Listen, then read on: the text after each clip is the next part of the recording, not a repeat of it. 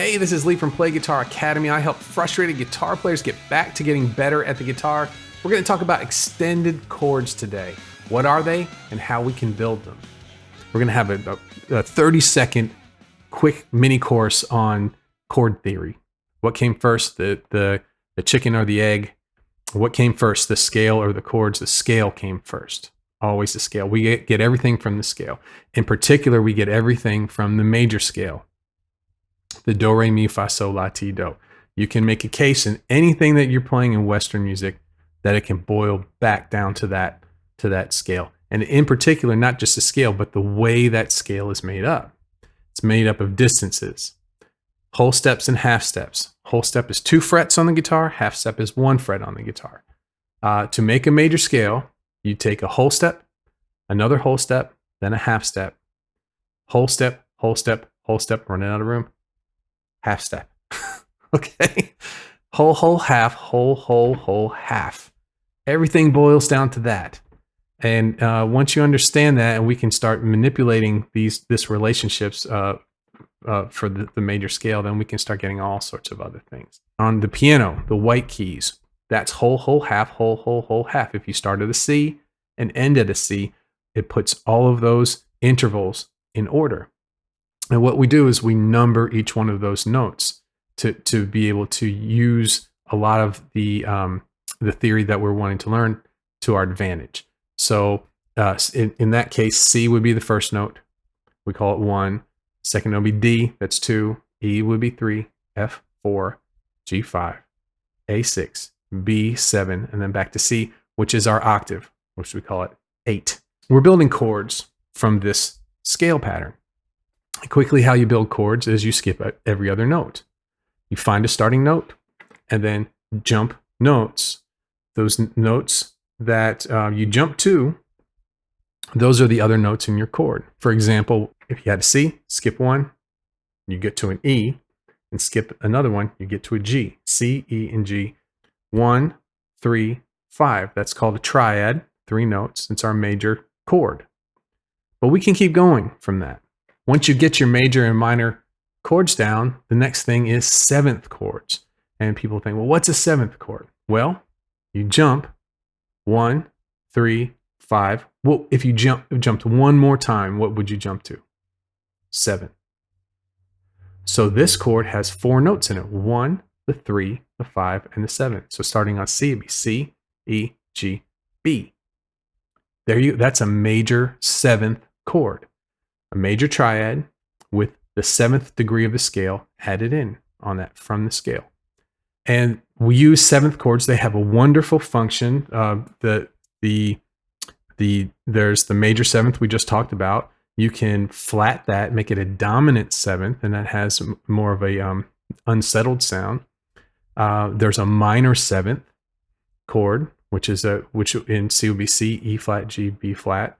And they function slightly different than triads. And they have a good sound to them. And there are a ton of songs that you have heard, most likely you've learned, have 7th chords in them.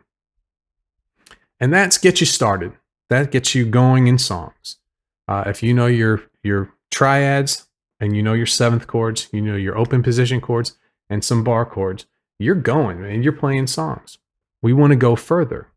There's more chords out there. We can hear them. Your ear has developed at this point where you know, I'm not playing everything that's out there. There are some other chords that I've heard in songs that I'm not playing. What are those chords? Well, what did we do before? How did we get from a triad to a 7th chord? We jumped another note. Well, we're doing extended chords now.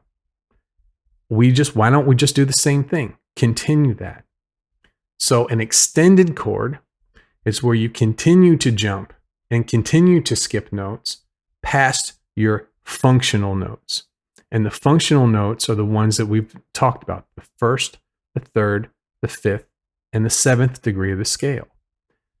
Different combinations of those notes give you a happy sound, a sad sound, an unsettled sound, a pretty sound, and they're functional. They do the job. The next notes that we go to are, and not less important, but they're less functional.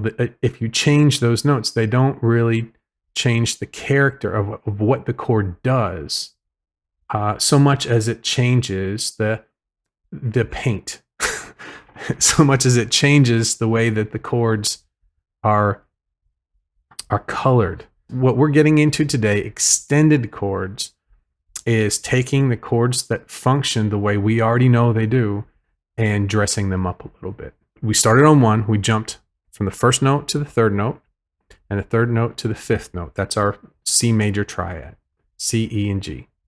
And then we decided we wanted to do a 7th chord. So from the G, our last note, we're going to jump 1 more. So C, jump D, go to E. E, jump F, go to G. So G is going to jump A, and it's going to go to B. So now we have our 7th chord. Those are the 4 notes we need to play a 7th chord. Once we jump from there, we're out of functional chord territory. So we're at the 7th.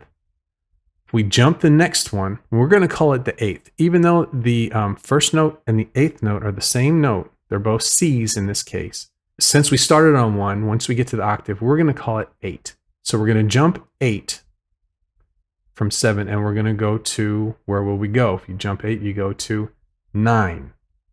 So we already had a D, right? In the beginning, when we jumped, the very first note we jumped, C, we jumped the D and go to E. That was the 2nd degree of the scale. So the 9th degree of the scale and the 2nd degree of the scale, they're the same note. And notice when we're jumping in this next, we'll call it the next octave, right? So we've gone through our first 8 notes jumping. Now we're jumping into the next octave.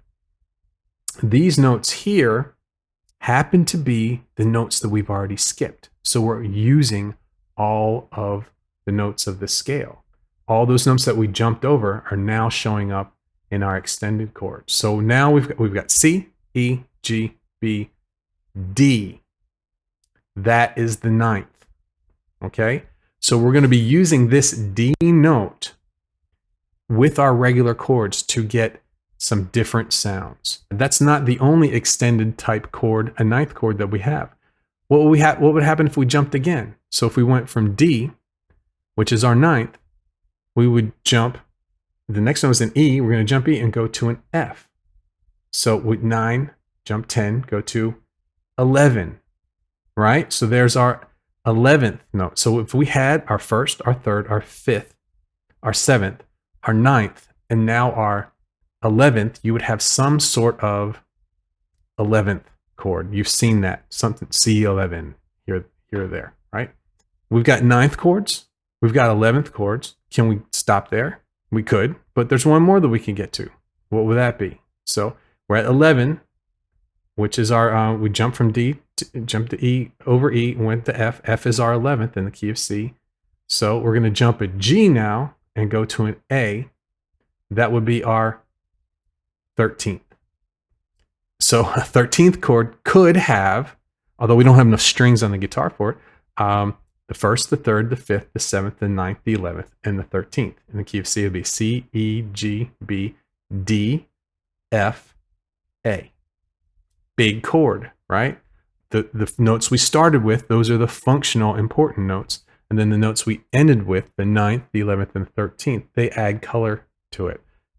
So you dress up these chords. Still functions the same way, but it's got a different quality to it.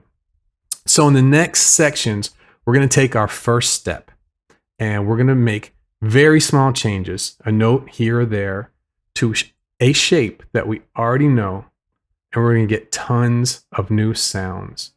And it's going to make sense from what we just talked about. We're just taking notes from the scale and jumping every other note. Thanks so much for hanging out with me today, learning all about 9th chords. Make sure you like and subscribe to the channel. That way you don't miss out on any of this stuff. I put stuff out every week. I've got a free gift for you. It's a bunch of 9th chord diagrams. You can head over to playguitargroup.com. That's our Facebook group, and I'll have them right there for you as soon as you sign up. Thanks again so much, and I hope to see you on the next video.